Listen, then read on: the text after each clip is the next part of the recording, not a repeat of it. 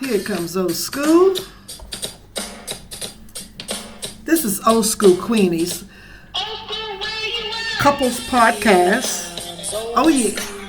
And I got a new hot topic for you every week. Yeah. I'm cutting my music down now. I'm coming at you live from my studio.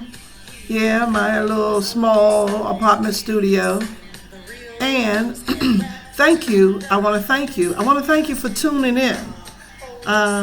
So as I was speaking earlier, or at another time, that most of my couples relationship type topics is for subscription only. So you have to get an Apple subscription. But sometimes, every now and then here, we got the news that I have to report for free. And I'm going to share my poor people's news to you, to us, for us, and our history for us to learn about what's going on in the world and all around our area and our neighborhood and all like that. So, thank you again for tuning in, and take a listen. Take a listen at the latest. Take a listen at what I captured for you, for us poor people, for us, for all of us to share and learn our history as well. Thank you again. Yeah, this is old school to your new school.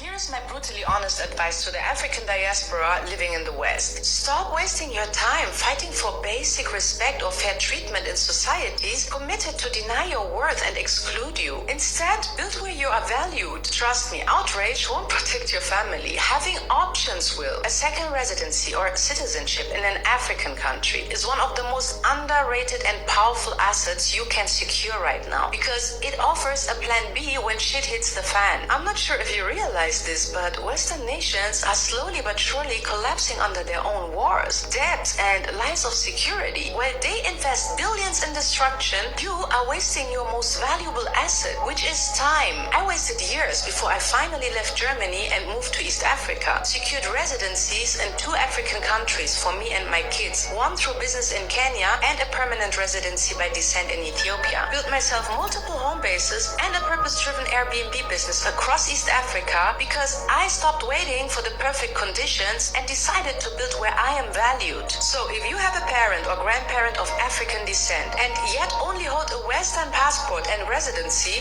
know that time is not on your side, because guess what? Our elders won't be here forever, and you will most probably need their guidance, their documents like birth certificates, passports, or IDs to collect and certify your residency or citizenship by descent. And if you're thinking, well, what's the point of getting an African passport that doesn't take you everywhere in the world? The point is not collecting passport stamps, but buying options, peace of mind, and a legal escape route from social and political unrest. Understand that passports are tools, not trophies. Trust me, when the ground shifts, no one is coming to save you. Only you can save yourself. Comment Africa and I'll DM you the link to join my free Home-Based Africa school community, where you get access to the 6-month Airbnb launch roadmap and can learn how to use an Airbnb business in Africa as a legal pathway to residency. On top of that, I'll be hosting a free orientation call on November the 19th. However, live seats are limited to the first 100 members. After that, we'll put you on a wait list. So join my free... I went to Ghana, and it was the first time I hung around a black billionaire. Never seen one, never seen any guy. I never been around a black man who had $100 million to $1 billion before. So I went to Ghana, and his name is Freedom. He owned a black-owned hotel. It had like maybe 14 floors. Had a penthouse at the top. He had everybody dressed up like it was luxury, like butlers, suit, tie, everything. The waiters, they were all respectful and black. And the food was 5 stars. This is a black man with black employees with 5-star food in a 5-star looking hotel. Like, hotel looks better than everything you could think of. The the room itself, the food, the room service, And I was like, what? What excuse do you have that you would kill another man who say, Ashhadu an la ilaha illallah wa ashhadu anna Muhammadan Rasulullah? But he ain't my kind of Muslim. What kind of Muslim are you? Well, I'm Sunni, he's Shia. And what was the prophet? He wasn't none of that. What has happened to our community?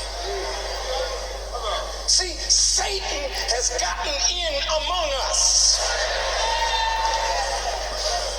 A Muslim bombing another Muslim's mosque, masjid,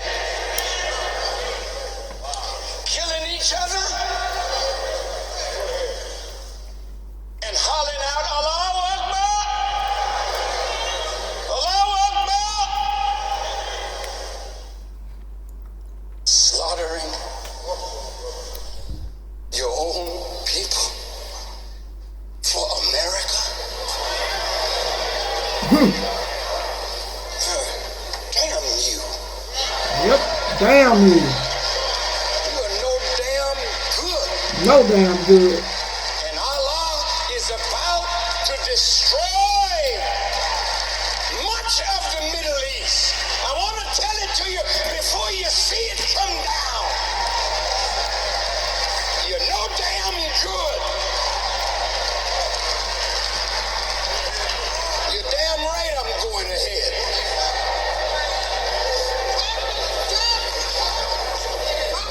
Top Syria. Tan of Egypt. Jordan.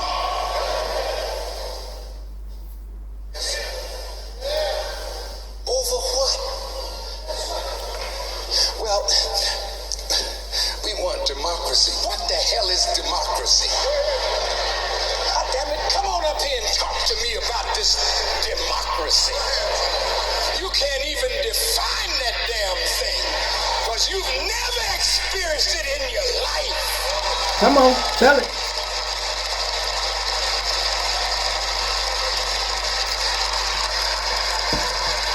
The Constitution of Muslims is the Quran.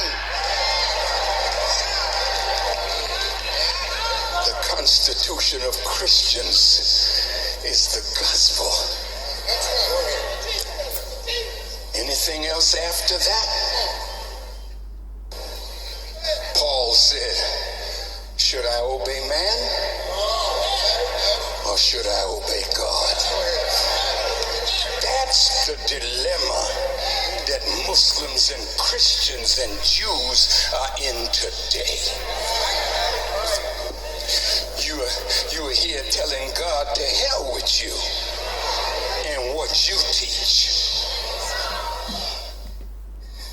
This is a raggedy piece of something you put up here for me to step on. Say, damn, you all have to think, this is not comfortable. Where'd it come from? No, don't pull it up, hell, and it's just bad, but I'm just pointing it out. You invite me to your house and throw something down for me to step on and it's rocking and... Oh, the hell, you should have stepped on it before you asked me to step on it.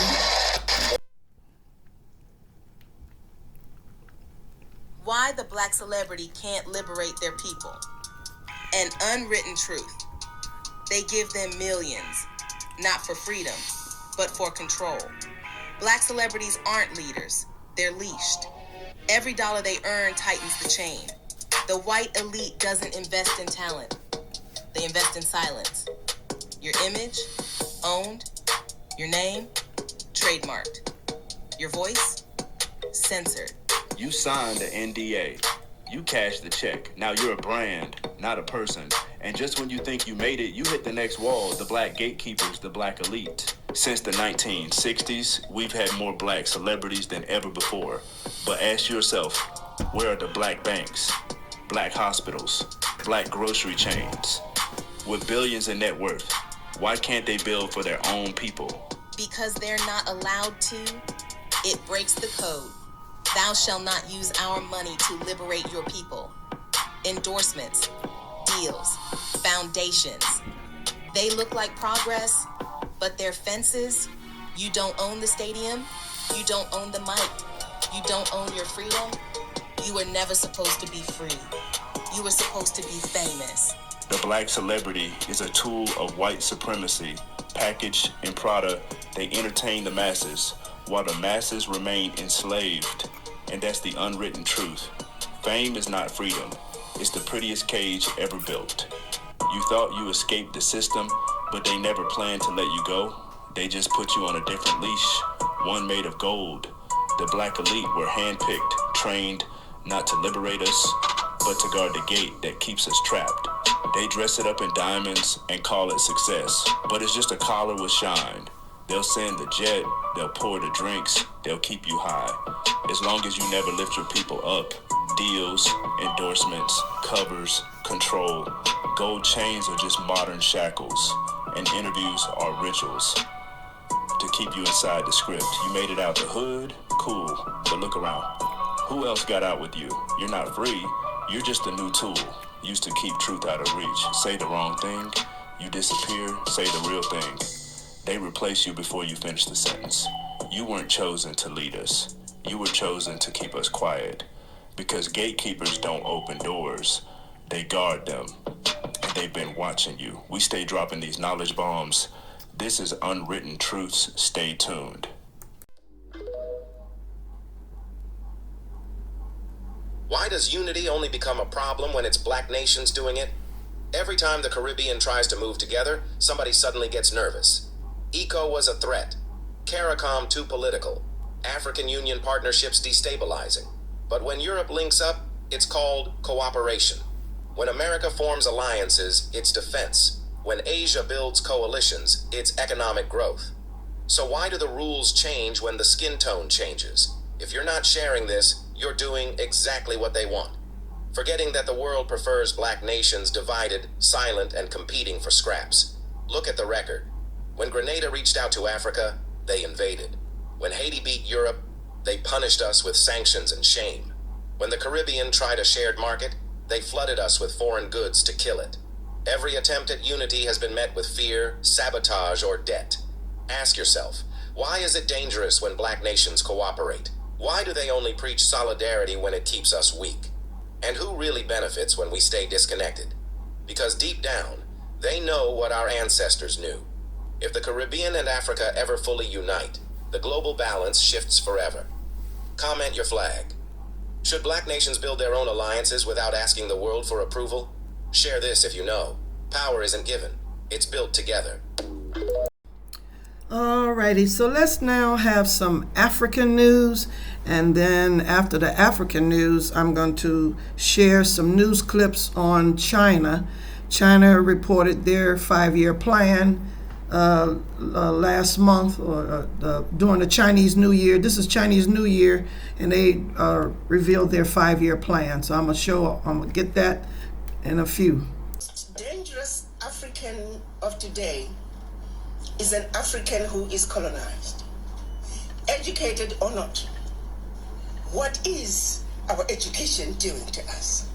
What have we done to undo the colonial education? I hear right here in Ghana, perfect example. There's not a single Kwame Nkrumah book that is required reading in the Ghanaian educational system. Whose problem is that? Most African countries, our educational system is still the colonial educational system. So what do you expect from the leaders that we have today if their education remains colonized? It is the educated who are refusing to challenge the status quo and speak on our behalf, educated or not. The most dangerous African of today is an African who is colonized. They lazy. Yeah, they're lazy and they're comfortable. No, they're comfortable. I'll say that. These Africans are comfortable, going along, just going along. They're just too comfortable, and they are cowards. A young Ghanaian scholar has just stepped onto one of the biggest academic stages in the world, and this is the type of win Ghanaians need to hear about. Ghana's own Elom Tete Temaklo has been appointed as a graduate teaching fellow at Harvard University. This is one of the highest academic environments, and he is now assisting faculty in global politics, migration, and development. He completed his master's degree in religion, ethics and politics in 2024, and despite the noise and the controversy that followed his protest case on campus, Harvard dismissed the issue and still recognized his brilliance. This is a major achievement, not just for him, but for Ghana. It shows that no setback or attempt to silence young African voices can stop true excellence. My people, this is the kind of accomplishment we need to celebrate. A Ghanaian breaking barriers at Harvard and still standing tall after everything. Let us lift him up and let the world know Ghana is producing intellectual giants. That's all for today. Make sure you like this post, share it with your friends, comment your thoughts. Well, I just pray that the young man knows the difference. You say he was, learned about some religion. Don't bring it to Ghana. That religion crap. And that politics, he's over there in Harvard. That's the colonizers. You're being trained and educated by white colonizers. That's Harvard University are white people, and they're colonizers. So I hope he knows the difference. Maybe he's just learning what they trying to teach him, but don't bring that religion here to Ghana. I'm sorry.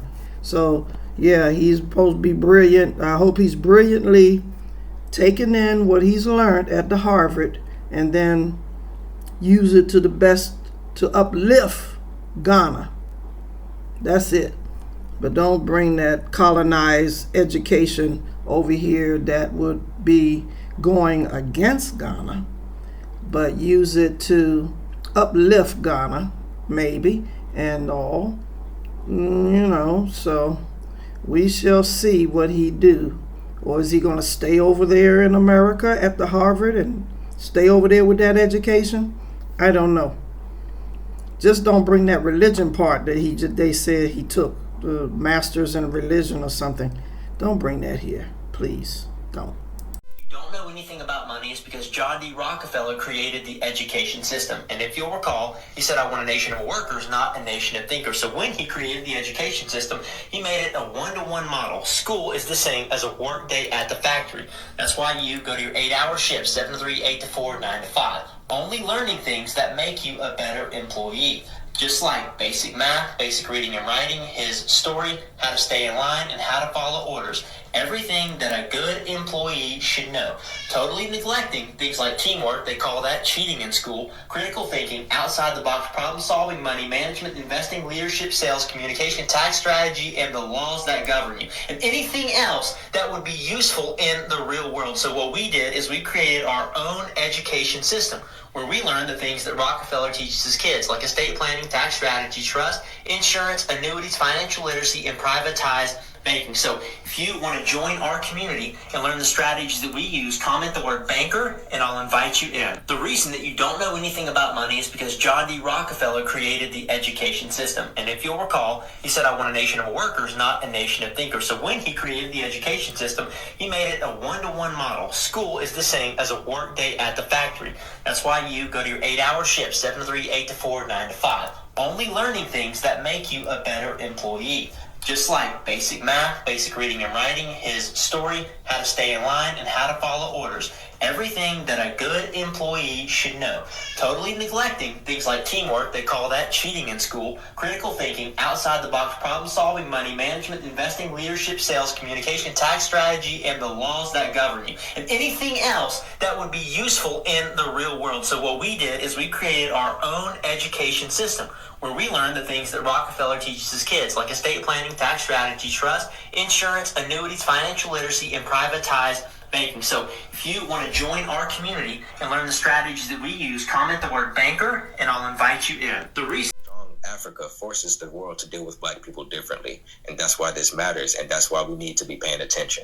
Black Americans need to start paying more attention to African politics because what's happening in Burkina Faso is a big deal. Burkina Faso is openly pushing back against France and Western control, and that matters a lot here because Africa's poverty comes from foreign exploitation and not bad culture or laziness. And when a country says no to bad deals and outside control, it shows that resistance is possible, and it proves that exploitation isn't inevitable. And it reminds people that these systems were built by choices and they can be challenged by choices. And if one country starts to push back, others can too. And once people starts to see that it can be done, fear starts to break, and that's how real change begins. Africa is not separate from us at all. The same global system that exploits Africa also exploits black people in the United States of America. When African nations take control of their land, their resources, and their politics, that system gets weaker everywhere. When Ibrahim Traoré started pushing back on foreign control, the old playbook showed up fast. Former elites tied to Western power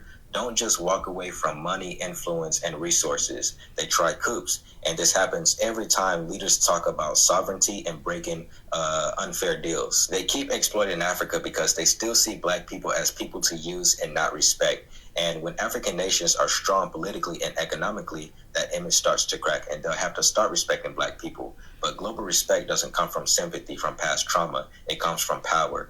A strong Africa forces the world to deal with black people differently. And that's why this matters, and that's why we need to be paying attention. Without thought is empty. Thought without act. I am not African because I was born in Africa, but because Africa was born in me. Action without thought is empty. Thought without action is blind. It is clear that we must find an African solution to our problems, and that this can only be found in African unity. Divided, we are weak. United, Africa will become one of the greatest forces for good in the world. Those who would judge us merely by the heights we have achieved would do well to remember the depths from which we started. Africa is a paradox which illustrates and highlights neo-colonialism. Her earth is rich, yet the products that come from above and below the soil continue to enrich, not Africans predominantly, but groups and individuals who operate to Africa's impoverishment. The independence of Ghana is meaningless unless it is linked up with the total liberation of the African continent. We have awakened. We will not sleep anymore. All right. I'm going to stop here to say or interject that what you just heard about the education and all, we need to wake up. You know, you diasporas, you African Americans coming here looking for comforts, get out of your comfort zone. Okay? Don't come here looking for all this luxury and to lay back. You need to really wake up out of the colonizers' thinking, out of your hypnotized, whatever the colonizers did to hypnotize you. You need to dig in and help with our fight. You know, if you come in with all this prissy, wanting all this cutesy fancy, no, don't come here with that type of attitude, okay? We need to unite and come together and be working towards our goal to be united and not be all this cutesy acting and all this wanting all this comfort.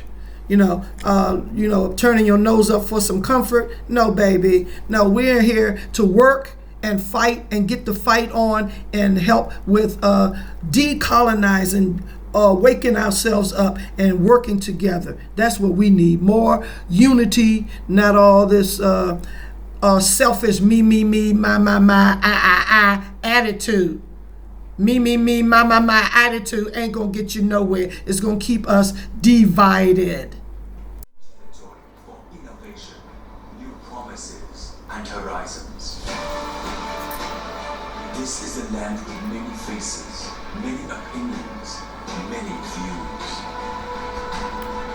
All different, but gathered around this one cause, this one dream, this one mission.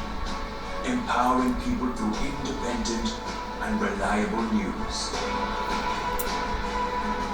Sharing the Euronews team's 23 years of experience everywhere in Africa. This is the land where we want to defend our common belief and raise a Pan-African news perspective. This is the land where your voice will be heard. This is why today we are bringing Africa News. Africa News. Your voice. Your voice. I like. Why is it that we are here in Ghana? There is a military base here that American soldiers can walk in. No passport, no ID. They walk right through. If they commit crimes, they rape women, they kill women. No policeman in Ghana can touch them. Why? Where is the Ghanaian military base in the United States? Where is the French military base? Where is the Burkina Faso military base in France? Where is the Nigerian military base in Russia? Every superpower is building bases throughout Africa. Where are the African military bases in those countries? As I say some of these things, it's almost like it's a joke. I like Nigeria, you know. Nigeria said when the US government increased their visa to $250 to get a visa to go to the United States, Nigeria said, no worries, you also have to pay $250 if your people want a visa. But when I go to Namibia, I was shocked. Namibians pay about $170 to get a visa to go to the United States, but Americans, when they go to Namibia, nothing, zero, not a penny. Just come. Now guys, let's have a serious conversation here. Who is stupid? Whose problem is it? We are the problem. What is leadership doing? Leadership is doing nothing. Leadership is sitting on sheer stupidity. Stupidity that is causing us havoc. The same people who are abusing us, taking advantage of us, exploiting us, they are laughing at us because we are jokers. What are we doing in our parliaments? And that is why you see what's happening in Burkina Faso, what's happening in Niger, what's happening in Mali. The youth are saying, now we know. Now our eyes are open. Now we know who the real problem is. Yes, we know the enemy as the former colonizers. We know the enemy as the multinationals who are in our countries, siphoning as much as they can. Yes, we know the NGOs are nothing but wolf in sheep's clothing. Yes, we know some of the embassies are no good. They are there to make sure that the instability in our countries continue. We know all that. However, we also know that our leaders could stop it. So yes, it is that the youth are rising. Yep. The youth are saying, you leaders, if you do not do the right thing, we will replace you. That's right. Come on. So we need more Traores in Africa. What's happening in Burkina Faso must be supported. Yep. What's happening in Niger must be supported. What's happening in Mali must be supported. The youth of Africa are sick and tired of being sick and tired. Yep. The issues of the root must be addressed. World Bank must stop giving us frivolous loans. World Bank must treat Africa fairly. Our ask is a simple ask. We are simply saying to the world, we demand Africa that can be treated fairly. Yep. An Africa that can be treated as equals on the world stage. Yep. An Africa that is free of racism, bigotry, and hate. Yep.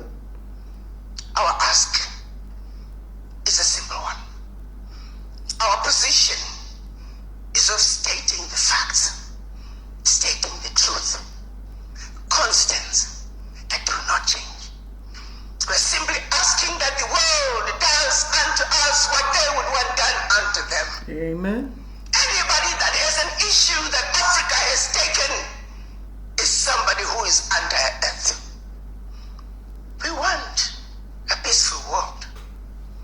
We want a world that is just. And that is all we're asking. Yep. That is all our children are asking. Our children are saying, we're tired. of watching our uranium power 2/3 of France, while they call us a dark continent. Our children are saying, we're sick and tired of seeing our mineral wealth fund Western education, while we don't have quality education in Africa. Our children are saying, we're sick and tired of seeing our natural resources fund healthcare in the Western world, while we don't have access to that Western world. Come on. So it is the revolution that has been proclaimed, the revolution the likes of Kwame Nkrumah and others had hoped for. While it may have taken us years to get where we are, the unfinished business that our Pan-African fathers started back in 1963 must be completed, and our youth in Africa are acutely aware of that. Yep. The leadership that is not awakening, the leadership that doesn't understand that imperialism no longer has room in Africa, neocolonialism no longer has room in Africa, colonization no longer has room in Africa, exploitation of Africa can no longer continue. A leader who doesn't understand that is a leader whose days are numbered. Yep. The African youth are not taking it anymore. Nope. The African youth are awakened. Yep. Their eyes are open.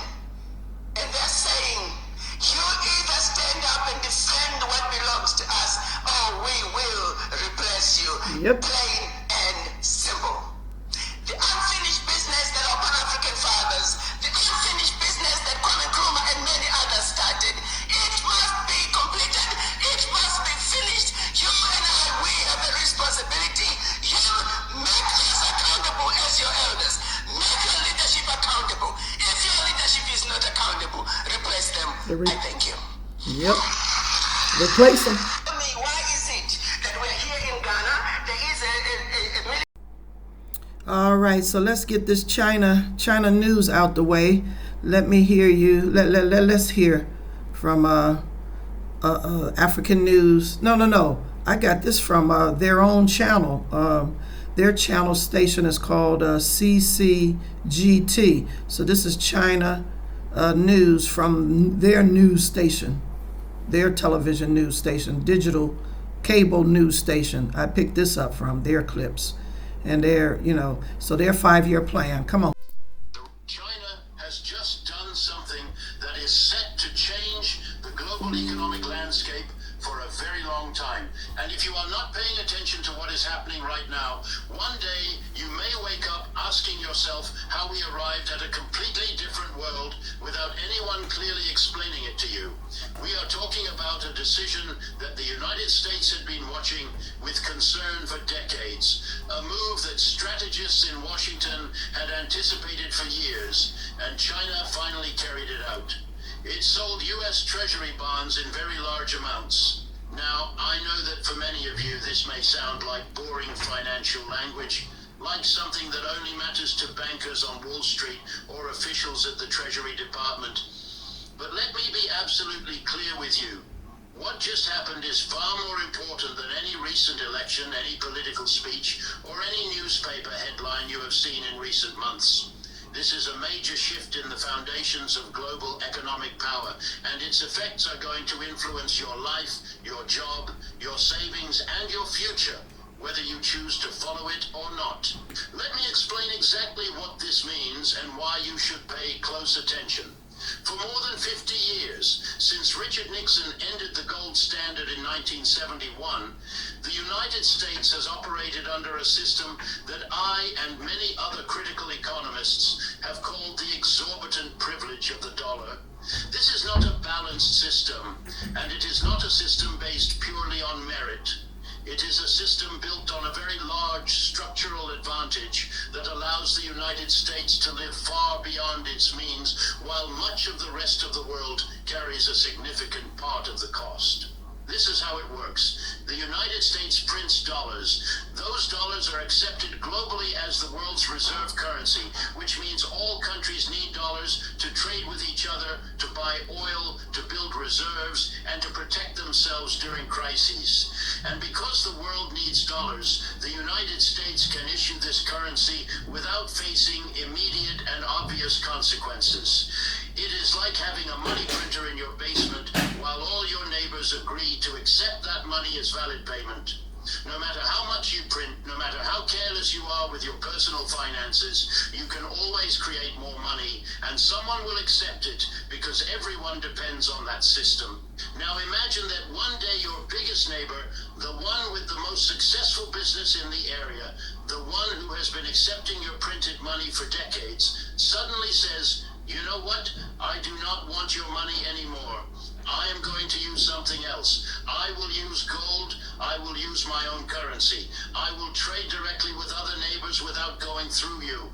That is essentially what China has just done, and the implications are truly enormous. But to really understand why this matters so much, we need to go deeper into how this system works and why it is not sustainable over time. I have spent decades studying capitalism, its crises, and its internal contradictions, and I can tell you that the current system of the dollar as the world's reserve currency is one of the largest economic distortions in modern history. It allows the United States, a country that represents less than 5% of the world's population, to consume close to 25% of the planet's resources. How is this possible? Because the United States can finance massive trade deficits year after year, decade after decade, simply by issuing more dollars or selling more dollar-denominated debt that other countries buy. Think about it this way. If you and I spent more than we earned every month, eventually our credit cards would be maxed out, banks would stop lending to us, and we would face serious financial trouble. China has just done something that is set to change the global economic landscape for a very long time. Of the process, I mean, it is the task of this year's national legislature, for instance, to examine a draft guideline of the next 5-year plans. So exactly what's going to happen over the next week and two, and how is that going to be implemented in the next 5 years? Well, the thing that I can contribute most is I want to contrast China's economic policy with U.S. economic policy. I think it's important that China not fall into some of the traps the United States has over the last 40 years. Oh, please, tell us about it. Yeah. The U.S. has had, China's median real wages have increased 8 times, as I said, since 2000. The U.S. has had basically zero increase in median real wages since 1979, when the data starts. And I want to talk about why. First of all, there's a lot of talk I hear about consumption, but I think we need to be careful what we mean by consumption. If consumption is created by real increases in people's productivity and their wages, that's a very good thing. If it's created by either more consumer credit, which is unsustainable in the long term, or by entitlement programs that create a long-term, multi-generational entitlement mentality, that's a very bad thing. So I think China, I would focus on, if I had to look at one number, I would look at wages rather than at GDP. The other thing is, we talk about innovation, we talk about talent. Those are important, but I think it's important to realize there are other kinds of talent than just sort of high-end scientific talent. Mm-hmm. There are many smart people in it all around the country, well, all around the world, mm-hmm. who are capable of innovating. They create a small business. It's not technologically innovative, but it employs 20 people, say. It creates a much better life. And when you get millions of them, that's a very good thing. Mm-hmm. And what China is really good at is implementing the technological innovation through the clusters, especially in Zhejiang and Guangdong province, but now all around the country. Yeah. And third other thing I want to talk about is policy. The United States has repeatedly tried to solve its economic problems by highly stimulative monetary and fiscal policy. Mm-hmm. Especially, we reformed our banking system in the reformed, I put that in quotes. We reformed our banking system in the 1990s to move it away from emphasis on the real economy, emphasis on more speculative economy, consumer credit. And what we did, we had the Federal Reserve created a boom in the 2000s that created the housing crisis in 2008. Well, I think, Let me just finish this point. Yeah. Instead of reforming the economy, which we should have done then, we created another boom, which is purely an asset-based boom. All it did was increase the price of houses and stocks and did not create any real value. I think China has. I think China has been learning the lessons, and the voluntary busting of the real estate bubble, for instance, which has been really painful, and the continued emphasis on the real economy. But really interesting points. Wages, you mentioned, for instance, and on every economic data release, the increase of wages are a very important barometer. Only that we didn't mention here, but I think it is on the mind of the Chinese leadership. Anyway, while we're talking about the plans that are being finalized, we are profoundly aware of the profound and intricate changes facing China's development environment, and by that I mean, of course, the ongoing and potentially escalating conflict in Iran. Let's talk a little bit about the latest, because without that we won't be able to focus, and probably it's going to affect China's priorities going forward. And I'm going to mention what Chinese Foreign Minister Wang Yi said during a phone call upon the request by Israeli Foreign Minister Gideon Saar, which happened yesterday. Wang Yi said that China opposes the military strikes launched by Israel and the United States against Iran. China says the use of force cannot truly resolve the issue. Instead, it will create new problems and grave repercussions. The true value of military strength lies not on the battlefield, but in preventing war. And China calls for an immediate cessation of military operations to prevent the conflict from further escalating and spiraling out of control. Mr. Wang Ying, how do you read China's words, how strong it is, and what exactly is China opposed to here? Definitely, I think the past few days, I think 5 days since the military strikes against Iran by United States and Israel is a very, I think, dangerous and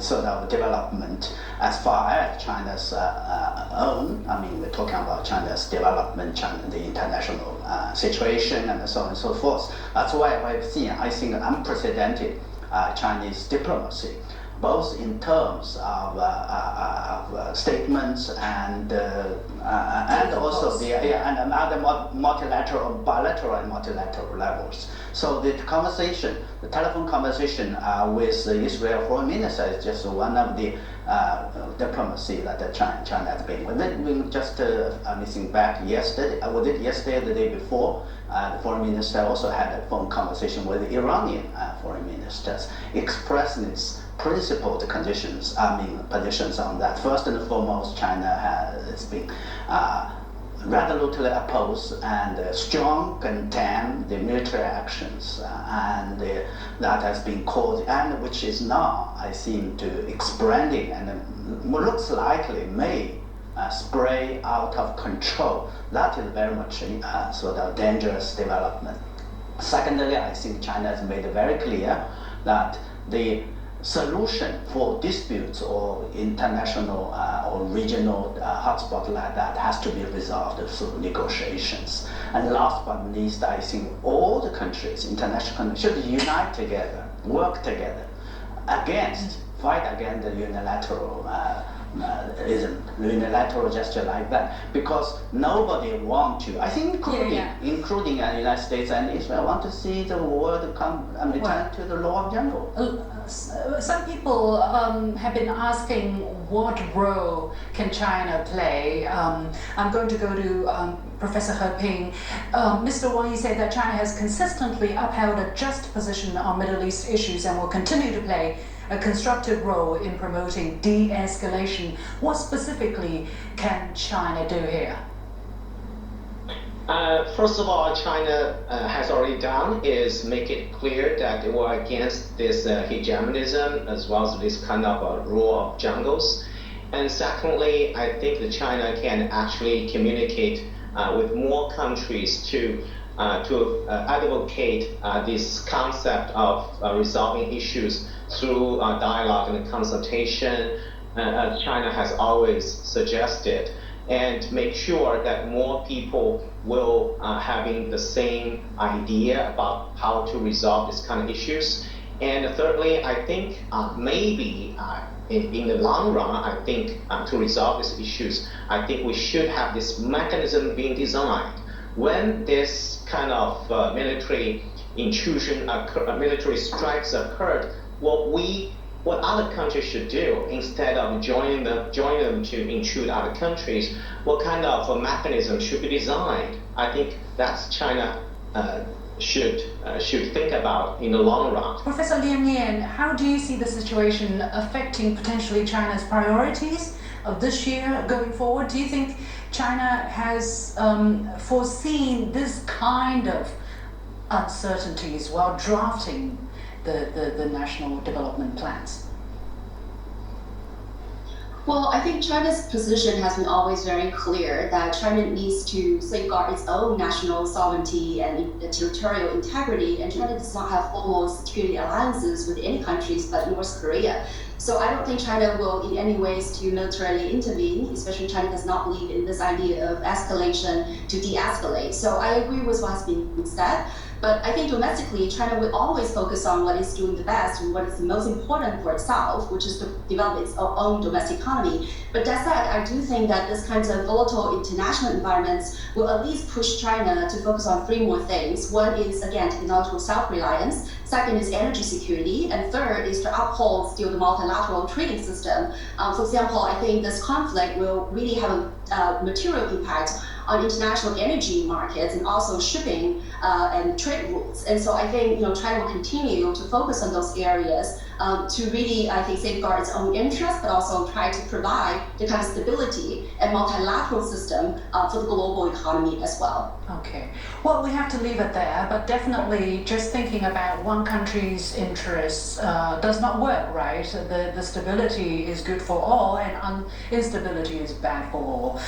For the time being, we have to leave it there. Many thanks to my panelists, David Blair, Vice President of the Center for China and Globalization, He Ping, Associate Dean of the School of Economics and Management of Tsinghua University, Liang Yan, Kramer Chair Professor of Economics at William Nett University, and Rong Ying, Senior Research Fellow at the China Institute of International Studies. Thank you all very much. With that, we come to the end of this edition of The Point with me, Liu Xin. As always, you can follow me on Facebook and X using the handle Liu Xin in Beijing. On behalf of the whole team, thank you for watching. You've got it.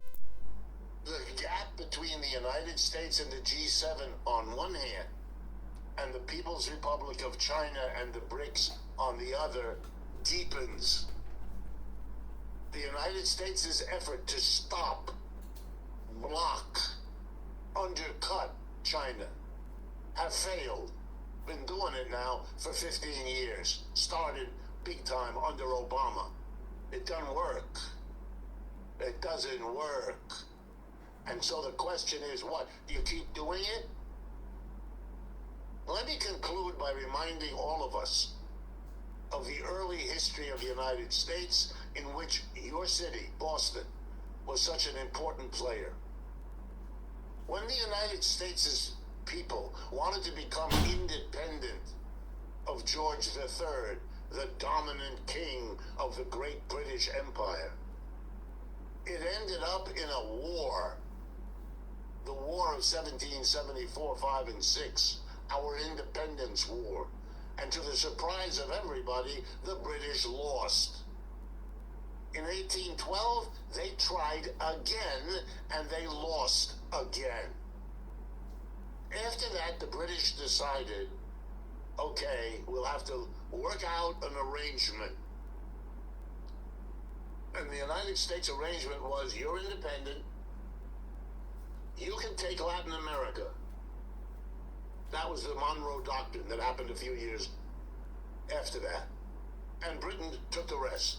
Asia, Africa was theirs. They avoided a war after that for a century. What will the United States do?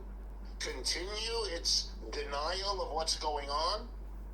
Threaten, as they have, China with war, despite the fact that China has nuclear weapons and the Russians do too, and they are now allied in good part because of the United States? Or are we going to sit down and work something out?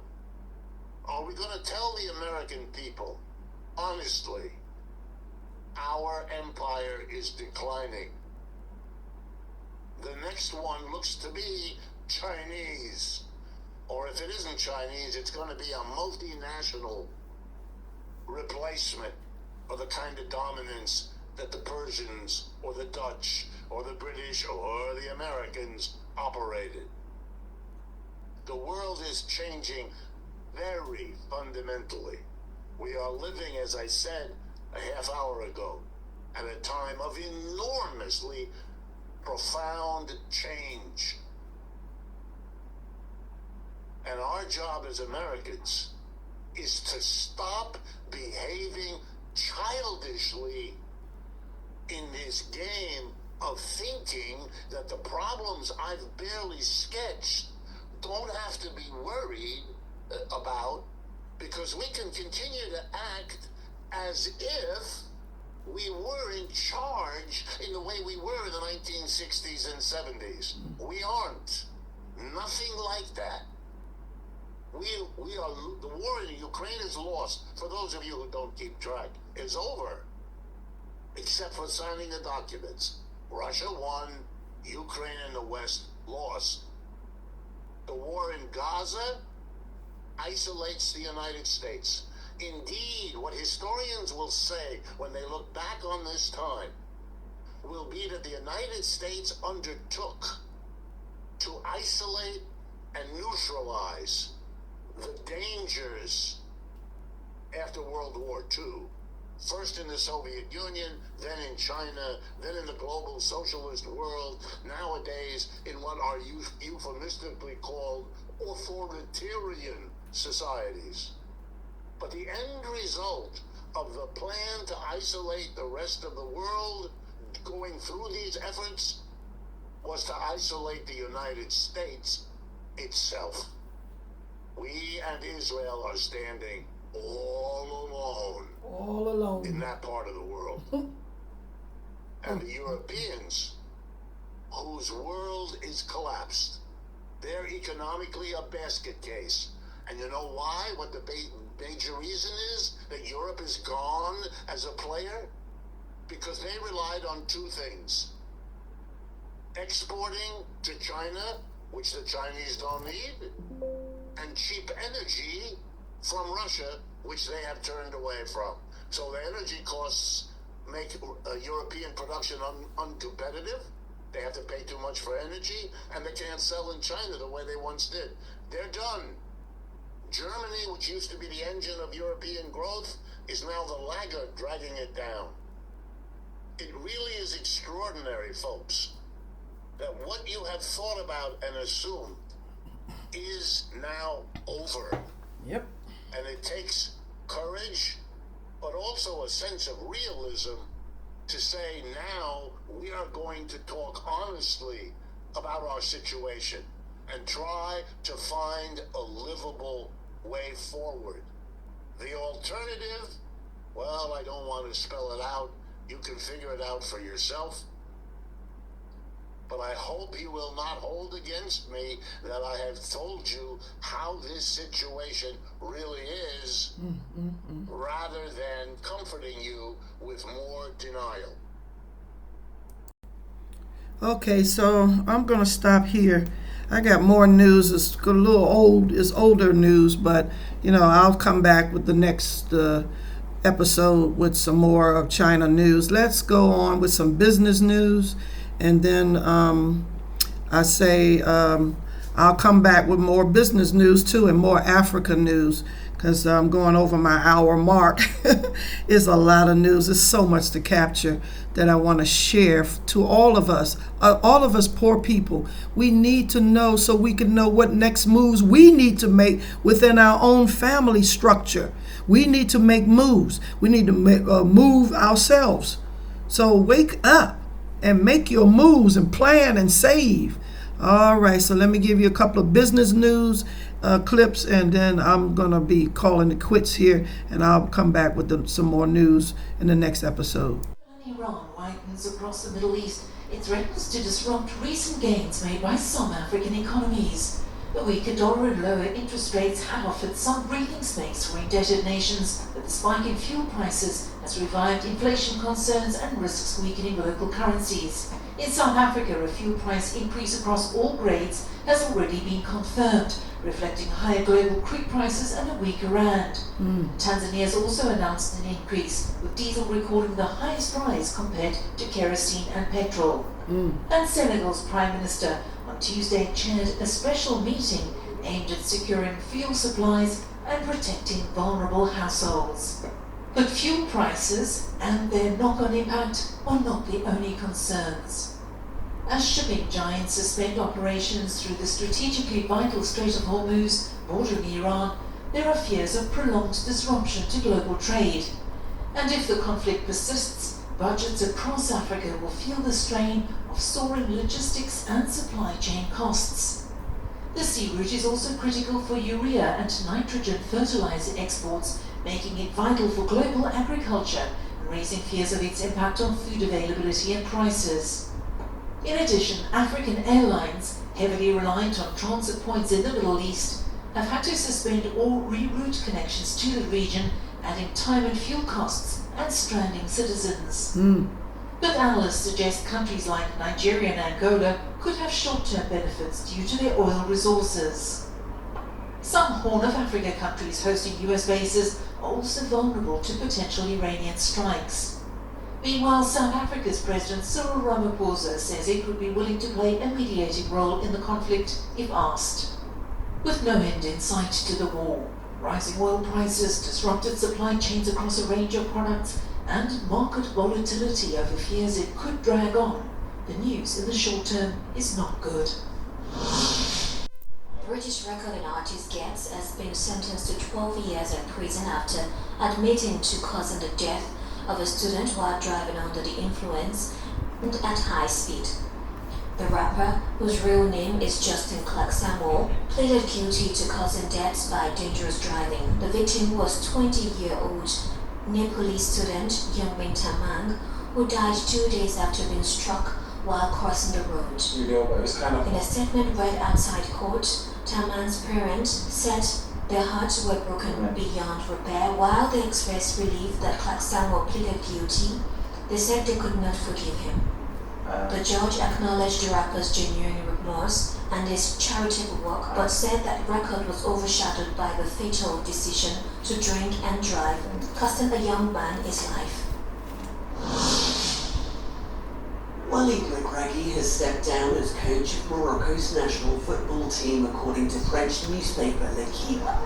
The rumours began soon after the Africa Cup of Nations tournament in January and were denied by Morocco's Football Federation just last week. Now sources say his departure has been signed and sealed, and an official announcement is expected soon. Regragui led the North African team for 4 years. His highs include reaching the World Cup semi-final in 2022, the first African and first Arab team ever to reach that stage.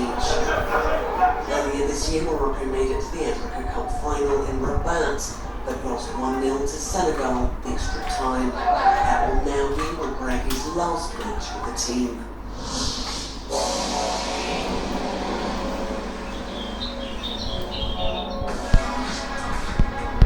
There's a video going viral on social media about a deadly drink poisoning our livers that most of us drink daily. Just watch.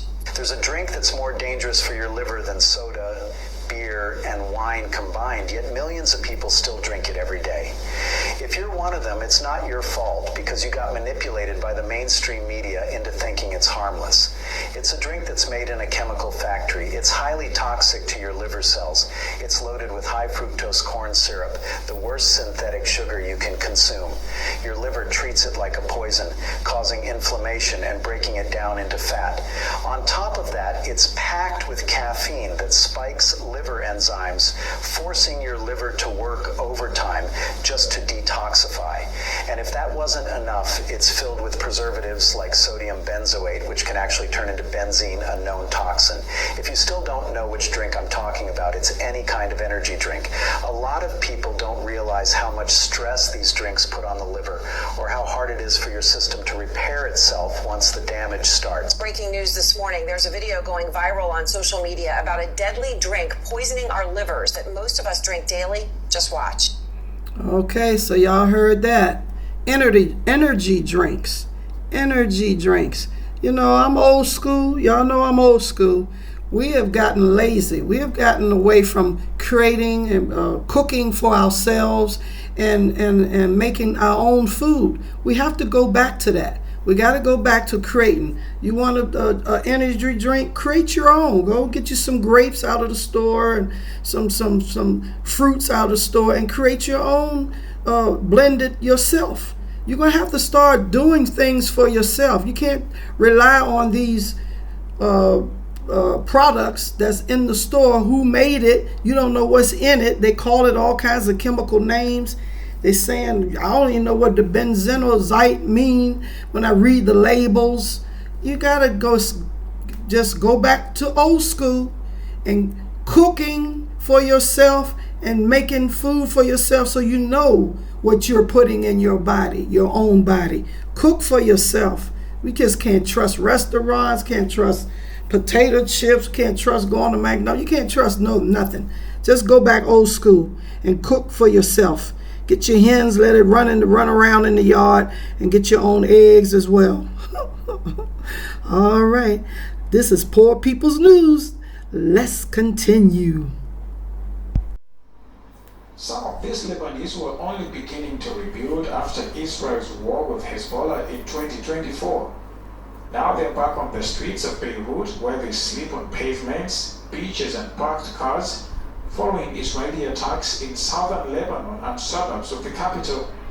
There's no space at the government-provided shelters, and new arrivals are being turned away. We don't want anything. We just want to get the message across that all we want is for someone to get us off the streets. There are numbers to call, and every time we call, they tell us the shelters are full. All we ask from the government is to take us off the streets. More than 83,000 people have been displaced in Lebanon. Hezbollah says its rocket attacks on Israel are a response to repeated ceasefire violations. Israel has issued evacuation notices for entire villages in the south and neighborhoods in Beirut.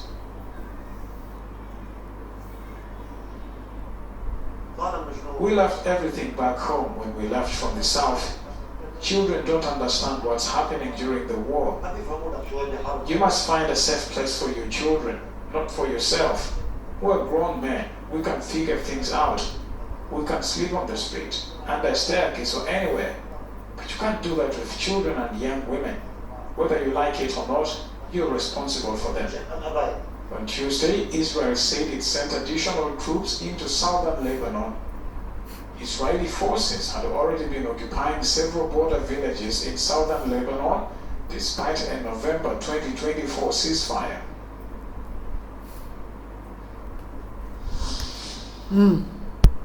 According to reports, reports officials from China's economic planner, the National Development and Reform Commission, met refinery representatives and called for a temporary suspension of refined product shipments. The refiners were reportedly asked to stop signing new contracts and to negotiate the cancellation of already agreed shipments. A Chinese Foreign Ministry spokeswoman was reportedly asked about it at a regular news briefing, but she denied knowledge of the suspension. Now, what this suggests is that Beijing is taking precautionary measures to prioritize its domestic needs as the conflict in the Middle East widens. China is the world's biggest importer of crude oil and sources about half of its seaborne imports from the Middle East. China is also the biggest buyer of Iranian oil. The focus for global markets and business is on the narrow stretch of water, the Strait of Hormuz, which has ground to a virtual standstill. On Wednesday, Iran's Revolutionary Guard said they have complete control over the crucial choke point, a shipping route of around 20% of the world's oil. US President Donald Trump has said that the US Navy could get involved in protecting ships passing through the Gulf if necessary, and would provide insurance guarantees. Here in Hong Kong, industry representatives say the conflict in Iran could raise cargo transport costs from Asia to Europe by at least 10%. Major shipping companies have also suspended bookings to and from the Middle East. Countries in this part of the world are big importers of oil and gas. The key question being asked by many is when or how the war will end. Laura Westbrook, SABC News, Hong Kong.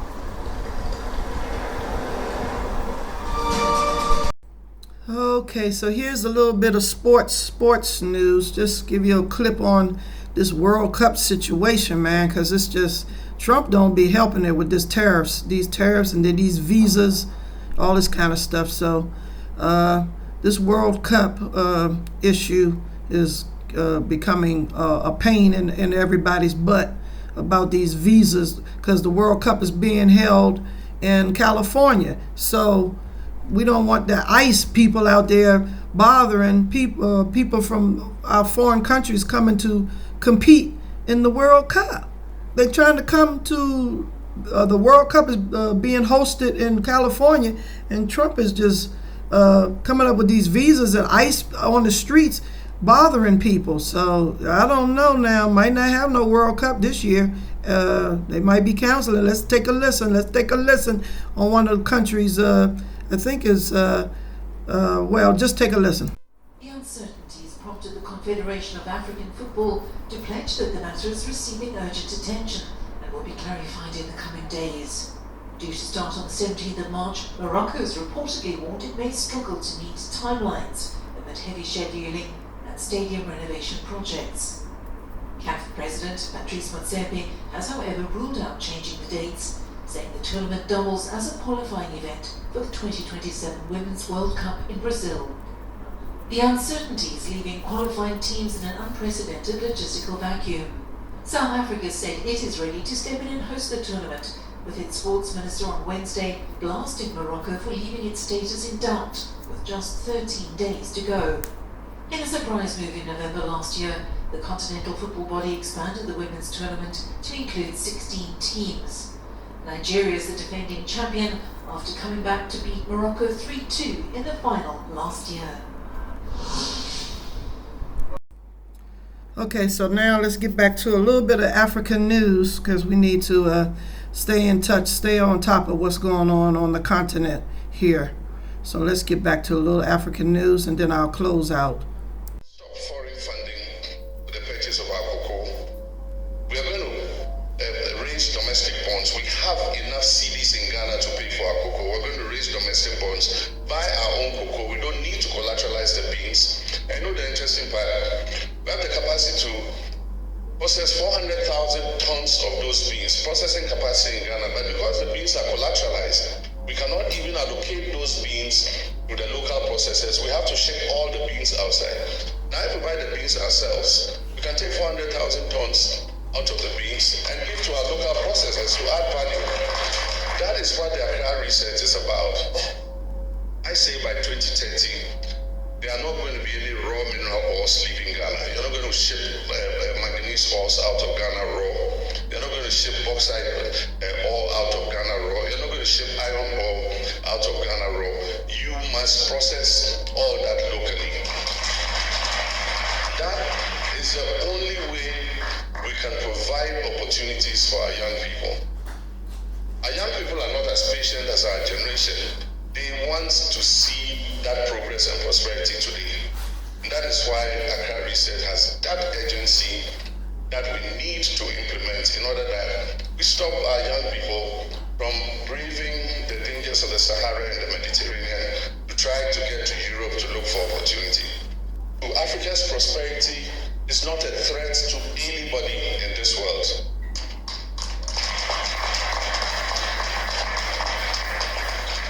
Africa's prosperity will consolidate world prosperity, and it will be a positive for this world, not a threat.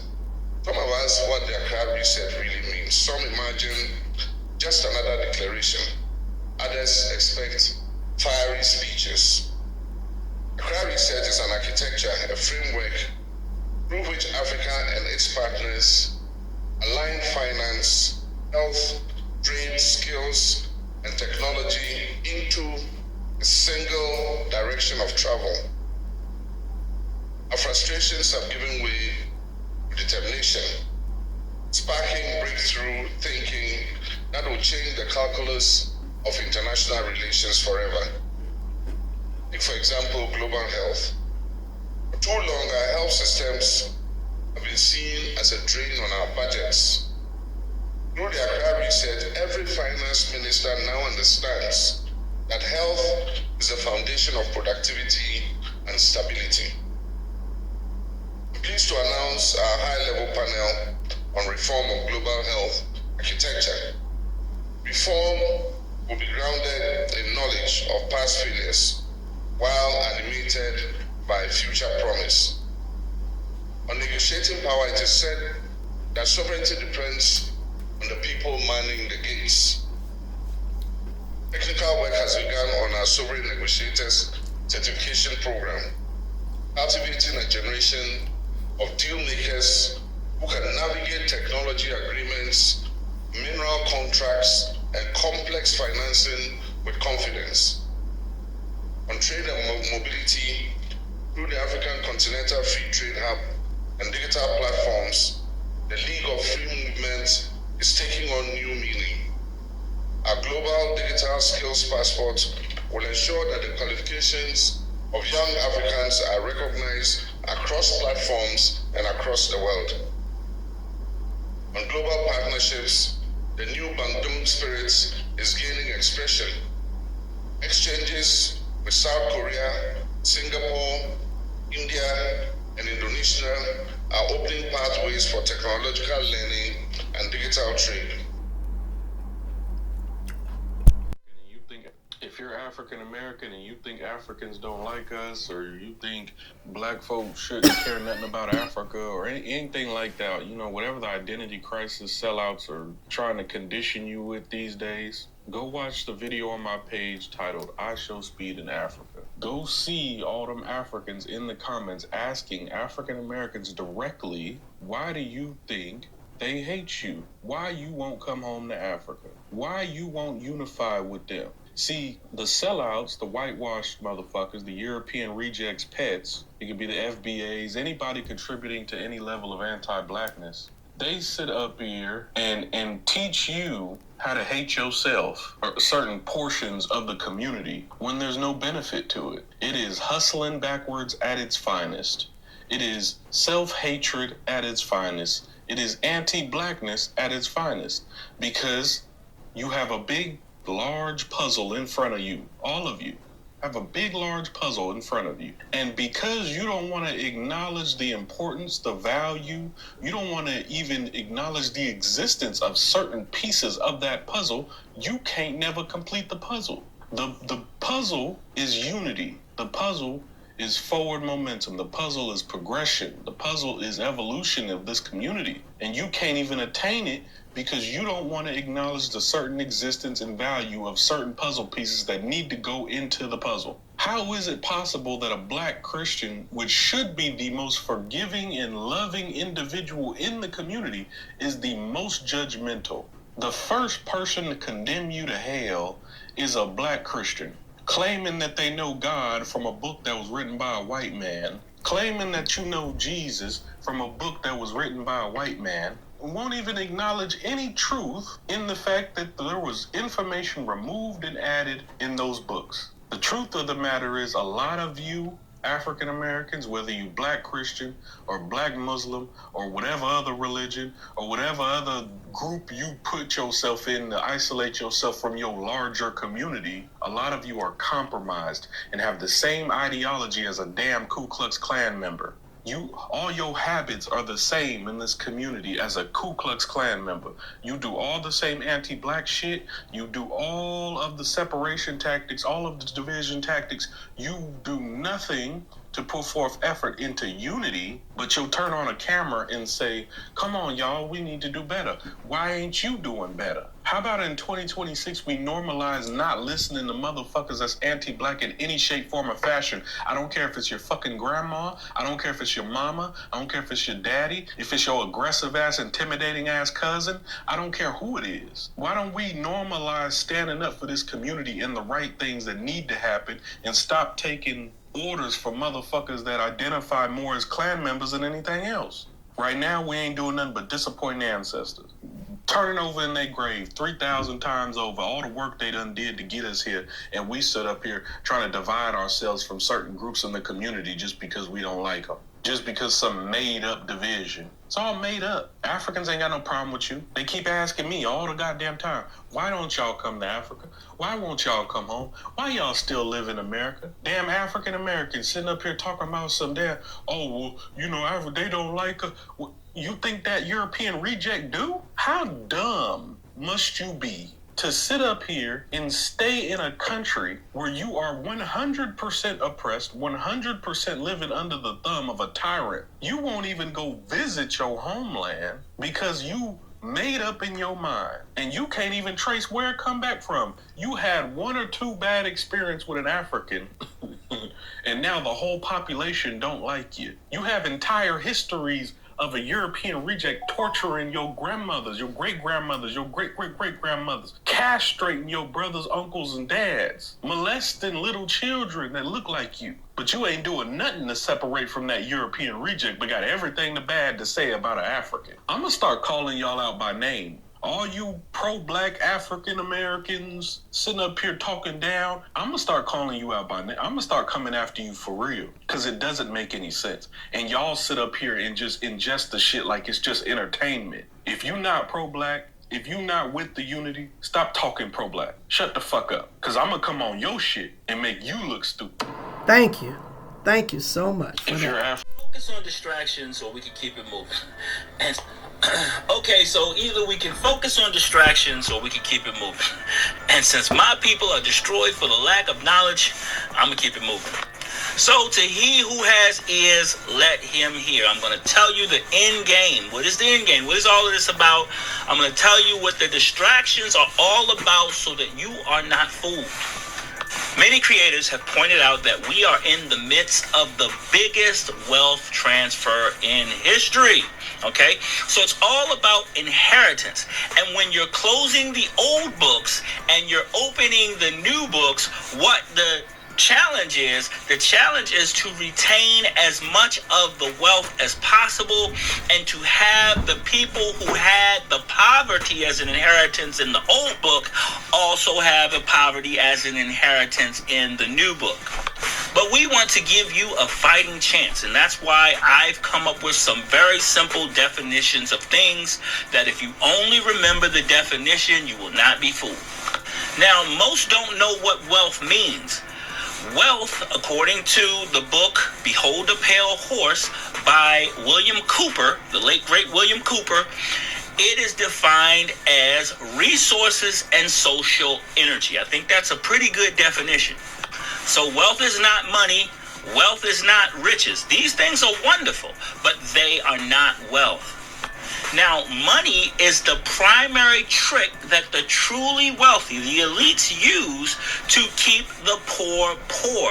They are having you chase a medium of exchange. It's like thinking you have women because you have access to their DMs. You like, dog, I'm talking to 100 girls right now. But that's poverty because the person in those DMs does not have real women. That DM is not a woman, AI is not a woman, and money is not wealth. So let me give you a definition of wealth I want you to remember. I think it's going to be really helpful. Wealth is anything that has value when money no longer has any value. So if the dollar were to collapse tomorrow, no, today, what would still have value? That's wealth. So if you have a garden and you're growing apples, then the man at the gas station will say, hey, I can give you some gas for those apples. You have wealth. So if you want to get a pen and a paper, I've listed the 10 things that constitute real wealth. And I'm going to tell you why this is important after I list these 10 things. Number 1, family. Number 2, legacy. Number 3, safety and security. Number 4, information and know-how. Number 5, resources. Number 6, land. Number 7, property. Number 8, ability to manufacture. Number 9, talent. Number 10, reputation. Now, the dollar is bolstered on the full faith and confidence of the United States of America. But the rest of the world is getting tired of that. So the BRICS nations are saying, we don't want to play that game anymore. We want something that constitutes real wealth. Now, of course, this game began in 1933 when America moved away from the gold standard and decided that they were going to use fiat currency. But of course, this creates these bubbles, and bubbles eventually collapse. So if and when this bubble collapses and the global marketplace doesn't care about your money, what do you have that constitutes real wealth? Now, people who don't have anything will continue to act poorly, and poverty of mind eventually creates poverty of spirit. So it doesn't matter how much money a person has. If a person has poverty of mind and a lack of wealth consciousness, I just listed what real wealth is, then that person is going to act poorly. Now, of course, we have a lot of bread and circus in America that is designed to distract us and to have us looking at something and thinking it's wealth. But if you look at the average rapper doesn't really have family that they take care of. They don't have a legacy that they're leaving. They don't have any safety or security. People are always gunning for them. They don't have any real information or know-how. So aside of those raps, they can't really tell people anything that's valuable. They don't have any real access to resources. The house that they built is on land that's owned by the government. They might have a little bit of property, yes. Some of them don't have the ability to manufacture. Stuff that they manufacture is manufactured in other countries. They may have a little bit of talent, and they may have a decent reputation until their reputation is destroyed by the people who own them. So if you're wondering why the hood remains the hood and the ghetto remains the ghetto, and why poverty is the inheritance of each and every generation, it is because we don't understand what wealth is. Now, countries that have moved to a communal wealth standard, those are some of the best places in the world to live right now. And places where black and brown people have historically lived, we have been tricked into accepting some kind of debt instrument as wealth, and they take the real wealth, which is the resources, which is the land, which is the people resources, and they use the real wealth. So we gotta wake the hell up. But part of waking up is to stop worshiping the image of anybody else. And so that's the first trick that they play, is to have you worship an image of something other than yourself. And once that's done, they can backdoor you with just about anything, and you accept it. So go back, look at that list, Write that list down and see how your wealth aligns with that particular list, and that's how you can tell just how wealthy you are. Now, you can have money, and money makes things a little bit easier for the moment, and you can have riches, and that adds to the spice of life for the moment, but neither of those things is true wealth. A truly wealthy person would be disgusted if you even mention money when you were talking about wealth. So think about that. Thank you, podcast audience. Thank you for your support. Me and my old school brothers are happy to share our old school advice. If you will leave your email in the link in this podcast, you'll see this podcast link. Click the link and leave your email, and we can share our hottest podcast episodes and our old school advice of the week.